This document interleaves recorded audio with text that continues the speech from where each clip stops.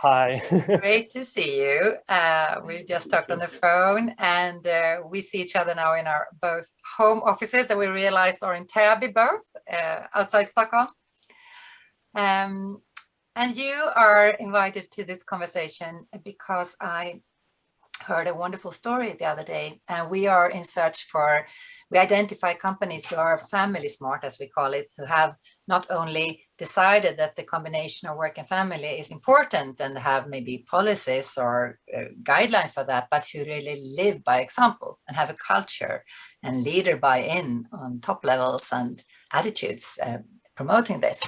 And you are, Marcus Andersson, you are CEO of a smaller company, and the story I heard that made me curious was from newly recruited employee, Julia, who said that when she had signed, after that, she realized that she was pregnant and needed to tell you that.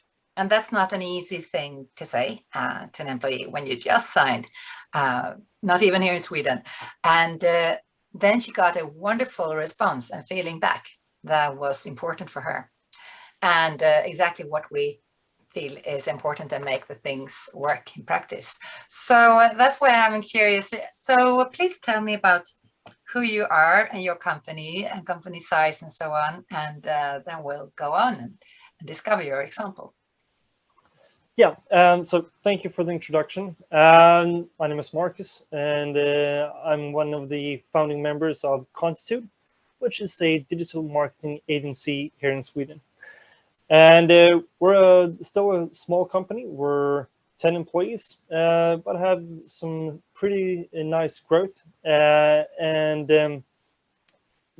that's pretty much who we are and what we do.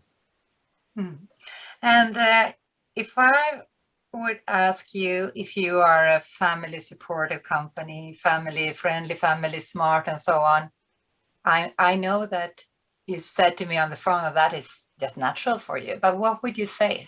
How would you describe and answer a question like that? Yeah, so basically this is, since we're a small company, we don't really have all the resources to build up all of these kinds of structure and documentation on how to do certain things in a certain way. But what we come to realize is that we really need to take care of our employees. The company we are building, Contitude, it's not more than the people inside of it, which are working for it.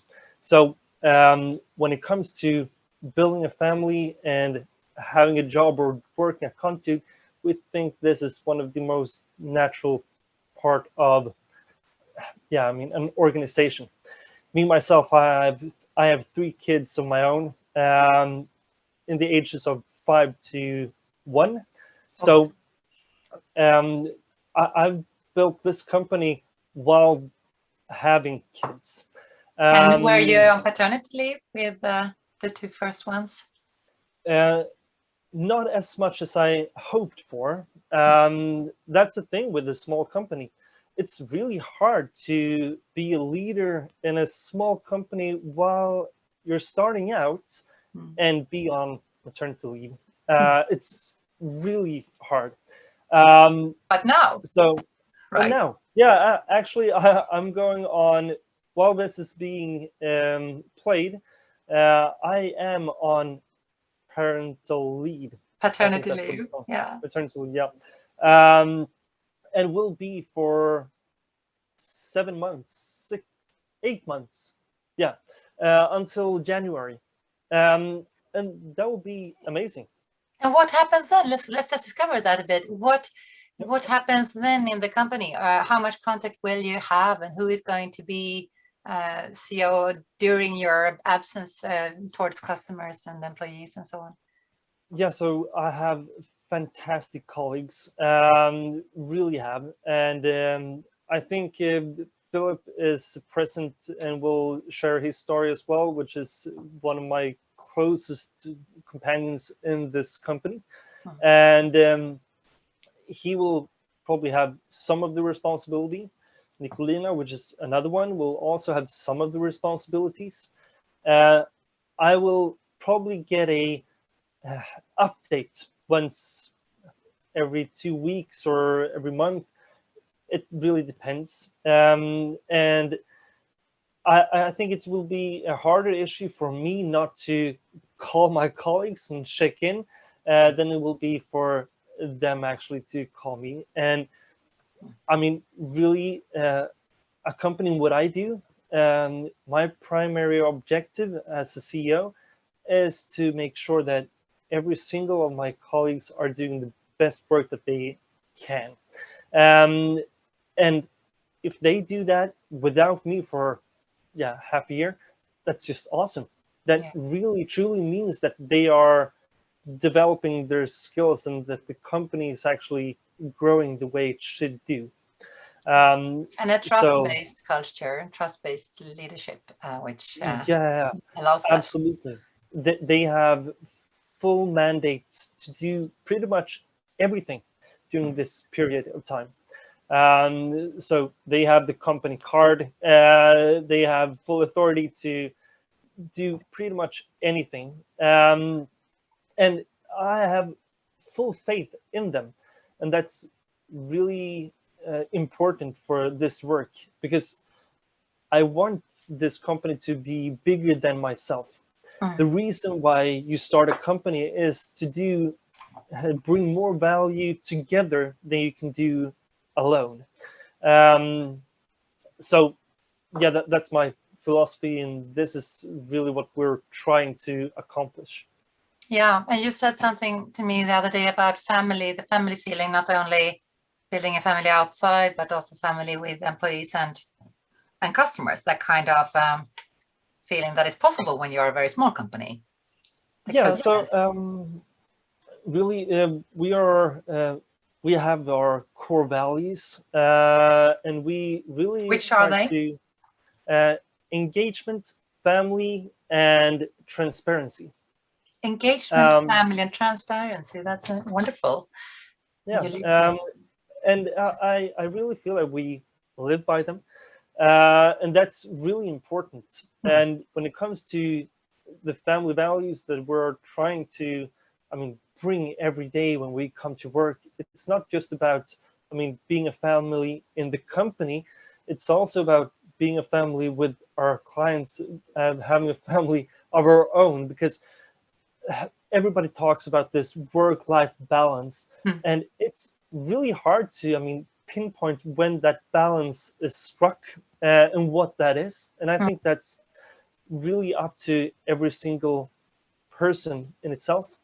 And for me, I think I've hit the, I mean, gold mine, a really nice way of having a balance. So today, I work from home. I can enjoy lunch with my family. All my kids are home. My girlfriend is home as well. So we'll have family time, even though it's a standard work thing. And I have one of my colleagues, Philip. I think he will be around at the while this is playing. So we'll talk about this. He's at home as well, working from home with his family, supporting his family.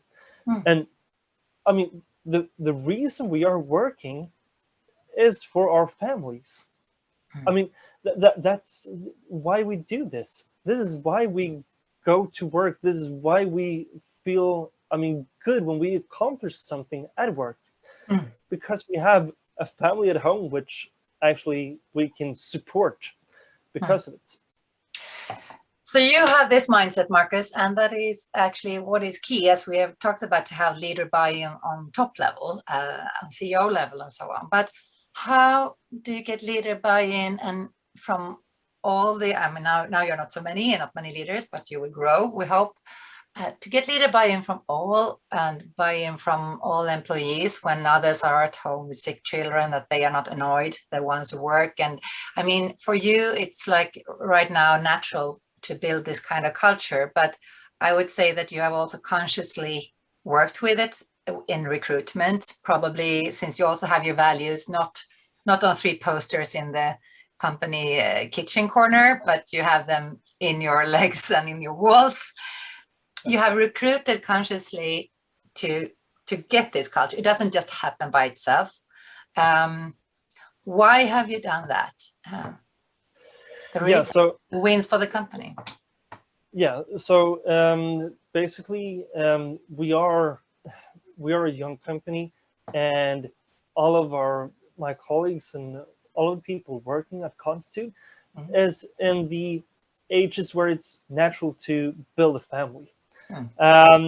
And that's one of the, recruitment pitches that we have while having interviews with people, is telling about the opportunities that exist within our company. And that's, freedom. Freedom is so essential. And really, when we recruit for the long term, because we are building a company for the long term.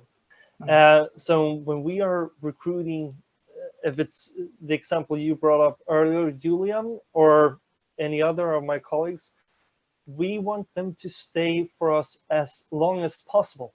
And if they are staying with us for 5, 6, maybe even more years, if they're on maternity leaves for like 8 months, it's really nothing.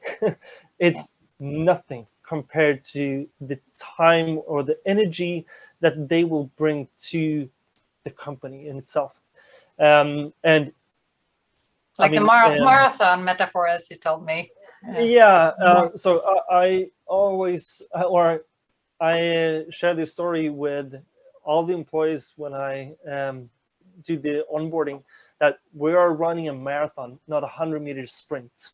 And for that reason, it doesn't really matter if you take a sip of coffee halfway through a marathon. It still will be a great time if you're running in a decent pace. And the other,